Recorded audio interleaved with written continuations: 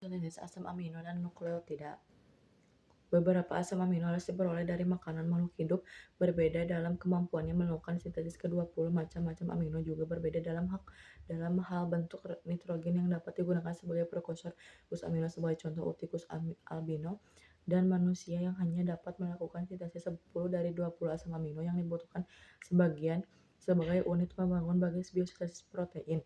Ke-10 asam amino ini disebut asam amino non-esensial atau amino yang dapat diganti yang dibentuk dari amonia dan berbagai sumber karbon. Ke-10 asam amino yang lain harus diperoleh dari makanan dan karenanya disebut nutritif esensial atau asam amino yang tidak dapat diganti. Tumbuhan tingkat tinggi lebih beragam golongan ini dapat membuat asam amino dibutuhkan untuk sintesis protein. Glutamat, glutamin, dan prolin mengambil bagian dalam lintas biosintesis bersama. Pertama-tama marilah kita perhatikan biosintesis asam amino non-esensial yang dapat sintesis oleh manusia, tikus albino, dan manusia lainnya. Dalam banyak hal, prekursor tulang punggung asam amino non-esensial adalah asam ketonnya yang pada akhirnya berasal dari senyawa antara siklus asam sitrat gugus amino, biasanya dilengkapi dengan reaksi transminasi dari glutamat dikatalisis oleh transminase yang mengandung peridoksal fosfat sebagai gugus prostetik. Lintas biosintetik menuju bahu hubungan asam amino, glutamat, glutamin, dan prolin adalah sederhana dan nampaknya identik dalam semua bentuk kehidupan. Glutamat dibentuk dari amonia dan ketoglutarat, suatu senyawa antara siklus asam sitrat. Melalui kerja glutamat dehidrogenase, tenaga produksi yang diperlukan diberikan oleh NADPH.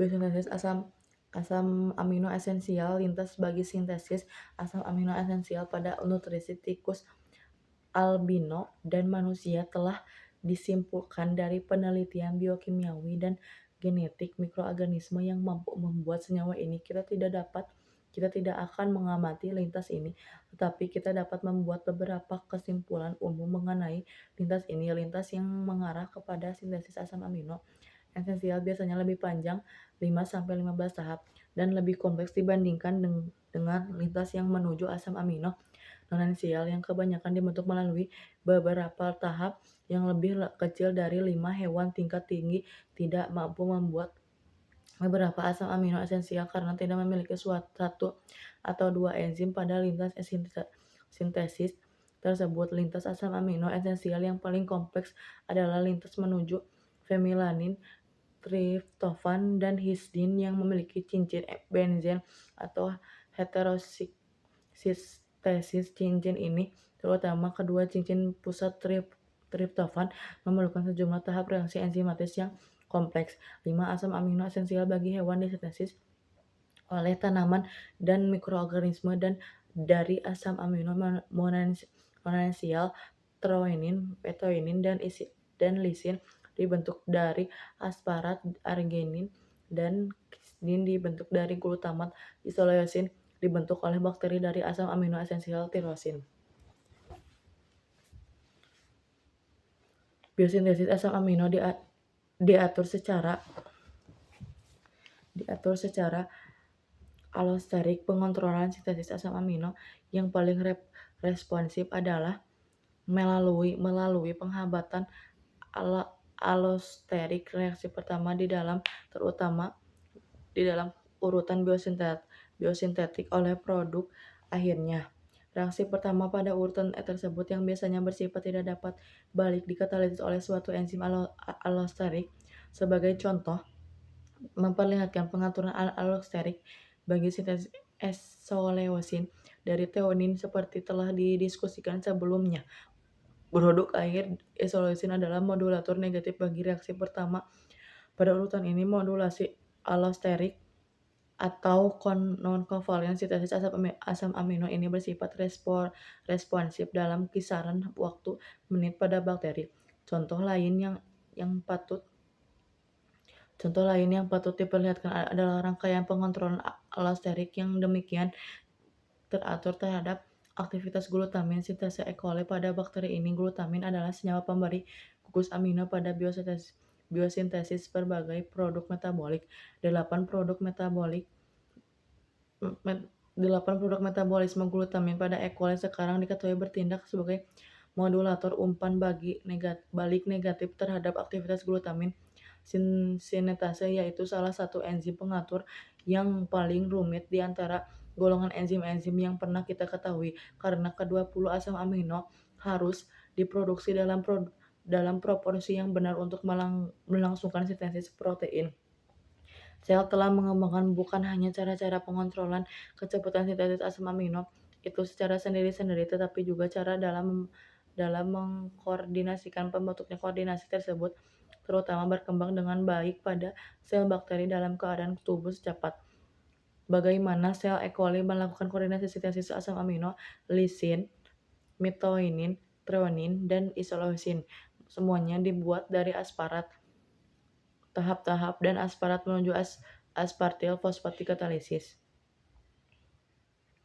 oleh 3 bentuk isozim, masing-masing dapat dikontrol secara terpisah. Tahap-tahap dari asparat semihaldehida menuju homoserin dan dari threonine menuju ketabutyrat juga dikatalisis oleh 2 isozim yang terkontrol secara terpisah. Salah satu isozim bagi perubahan asparat menjadi aspartil fosfat dapat dihambat melalui mekanisme allosterik oleh 2 modulator yang berbeda, lisin dan isoleucine, yang kerjanya lebih dari sekedar bersifat aditif.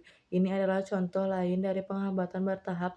Urutan dan asparat menuju isoleucine memperlihatkan penghambatan umpan bagi negatif yang tumpang tindih, yaitu isoleucine menghambat pengubahan threonine menjadi ketabutyrat dan threonine menghambat pembentuknya sendiri pada 3 titik dari homoserin dan asparat semihaldehida dan dari asparat. Jenis penghambatan ini dinamakan penghambatan umpan balik berurutan.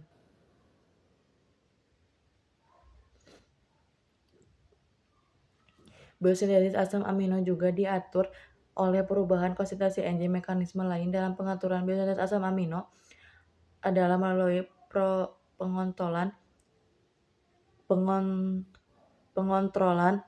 konsentrasi enzim-enzim biosintetik bila mana sel tidak memerlukan suatu asam amino tertentu karena senyawa ini telah tersedia dengan konsentrasi tinggi. Enzim yang diperlukan di dalam sintesis asam amino ini terdapat pada tingkat rendah. Akan tetapi jika konsentrasi asam amino ini menurun sehingga lebih kecil dari jumlah yang diperlukan, sel membuat lebih banyak enzim yang diperlukan untuk membuat asam amino. Jenis pengaturan tersebut dilangsungkan oleh perubahan dalam aktivitas gen penyanyi enzim-enzim ini. Bila mana produk lintas biosintetik asam amino tersedia dalam konsentrasi cukup banyak, gen penyanyi enzim pada lintas dinonaktifkan atau ditekan. Terdapat 3 isozim dilambangkan oleh A, B, dan C yang tidak ditunjukkan memiliki modulator allosterik. Isozim ini dapat diatur dengan pengubahan kecepatan sintesisnya oleh sel dan dinamakan enzim-enzim.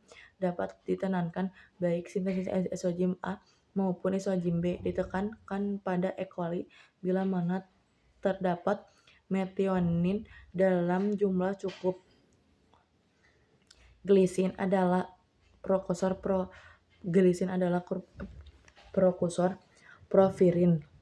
Selain dari peranannya sebagai unit pembangunan protein, asam amino adalah prokursor sejumlah biomolekul khusus termasuk berbagai hormon, vitamin, koenzim, alkaloida, polimer dinding sel, porfirin, antibiotik, pigmen, dan senyawa neurotransmitter.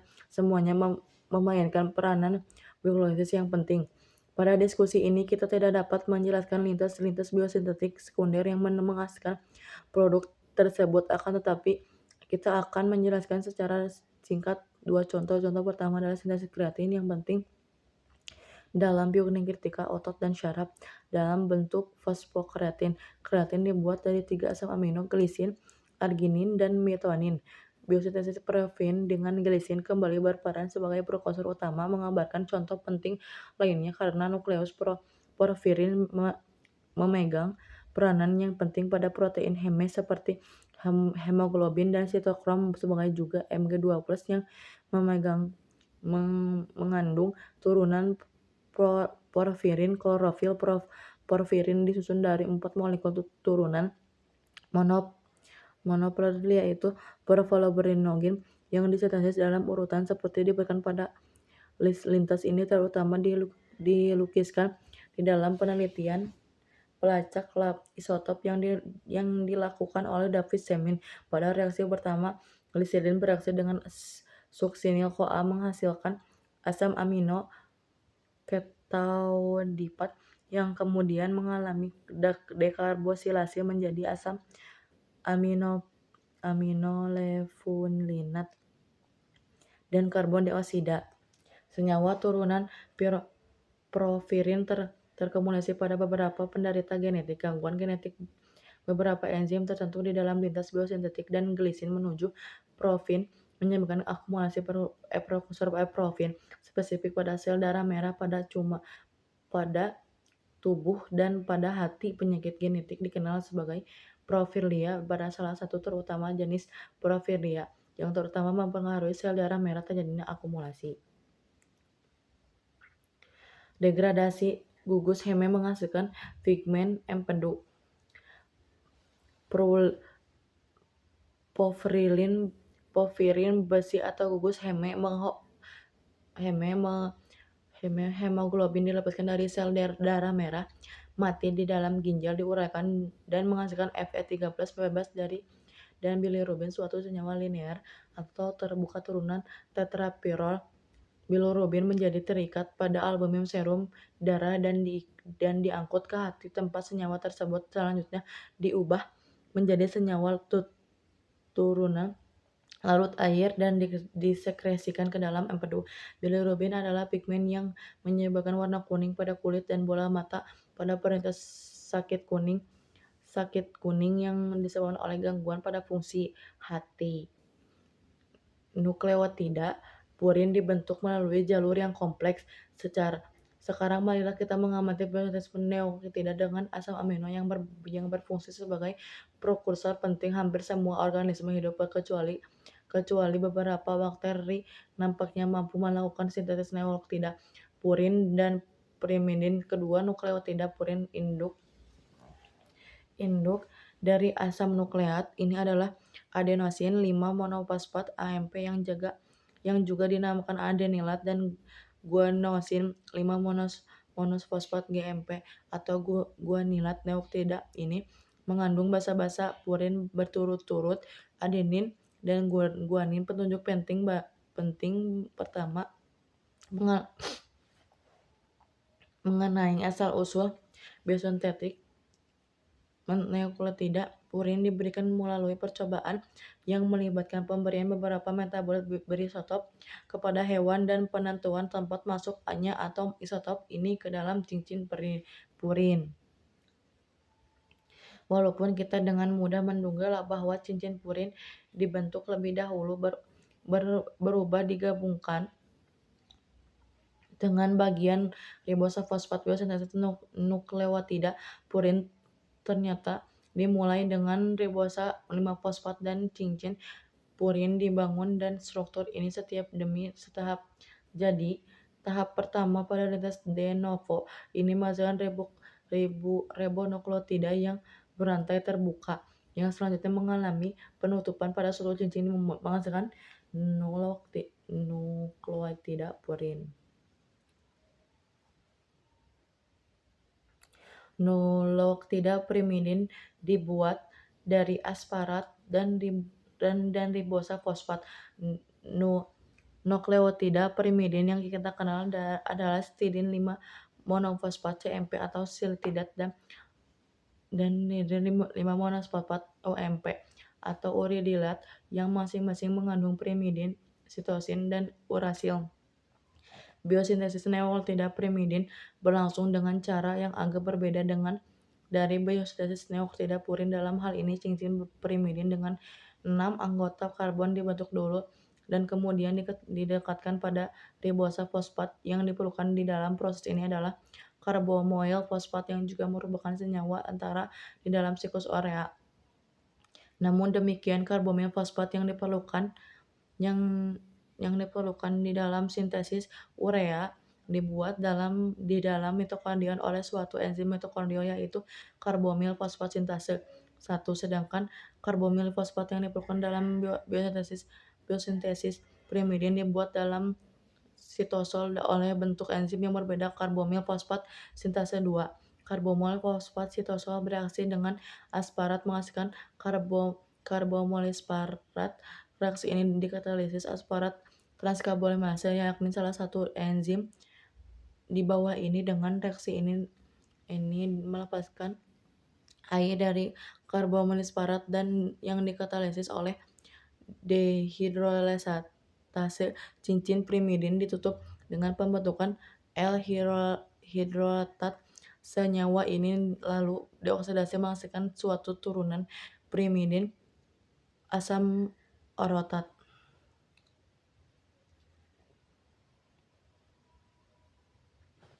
Regulasi biosintesis neoktida pirimidin. Regulasi kecepatan sintesis neoktida pirimidin terjadi melalui enzim asparat transkarbonilase yang mengkatalisis reaksi pertama. Di dalam rangkaian reaksi ini, enzim ini dihambat oleh stidin trifosfat yang merupakan produk akhir. Rangkaian reaksi ini, molekul ATCAC terdiri dari 6 subunit katalitik dari 6 subunit pengatur. Subunit katalik mengikat molekul substrat dan subunit alosterik mengikat menghambat alosterik CTP. Ribonukleotida adalah prekursor deoksiribonukleotida. Deoksiribonukleotida, unit pembangunan DNA diturunkan dari ribonukleotida yang berhubungan melalui reaksi yang melibatkan reduksi langsung atom 2 karbon dari bagian di ribosa. Pada ribonukleotida membentuk turunan 2 deoksina. Dengan cara ini, sebagai contoh, adenosin difosfat ADP reduksi menjadi 2 deoksidenosin difosfat ADP dan GDP direduksi menjadi GDP. Degradasi purin membentuk asam urat pada tubuh manusia. Nukleotida purin diuraikan melalui suatu lintas metabolisme mana gugus fosfat dibebaskan oleh kerja 5 nukleotida dektodenase. Adenilat menghasilkan adenosin yang kemudian mengalami deaminase menjadi inosin. Inosin kemudian dihidrolisis menghasilkan perlu hipoksatin dan ribosa hipoksatin dioksida berturut-turut menjadi satin kemudian asam urat oleh satin oksidase suatu flavonoenzim kompleks yang juga mengandung atom molybdenum dan 4 pusat besi sulfur pada gugus prostetiknya. Kelebihan asam urat menyebabkan encok. Penyakit encok yang telah lama diduga sebagai penyakit ketuaan adalah penyakit pada persediaan, biasanya pada pria, disebabkan oleh peningkatan konsentrasi asam urat di dalam darah dan jaringan sendi-sendi menjadi nyeri, ngilu, dan sakit karena penimbunan kristal sodium urat secara abnormal. Ginjal juga menderita gangguan karena kelebihan molekul urat juga disimpan di dalam tubula ginjal. Sebab-sebab encok secara terinci belum diketahui, tetapi diduga penyakit encok disebabkan sebagian oleh defisiensi genetik pada salah satu atau lebih enzim yang terlibat di dalam metabolisme purin. Siklus nitrogen lintas biosintetik menuju asam amino dan nukleotida asam sama-sama memerlukan nitrogen tetapi senyawa nitrogen yang dapat larut yang bermanfaat bagi aktivitas biologik.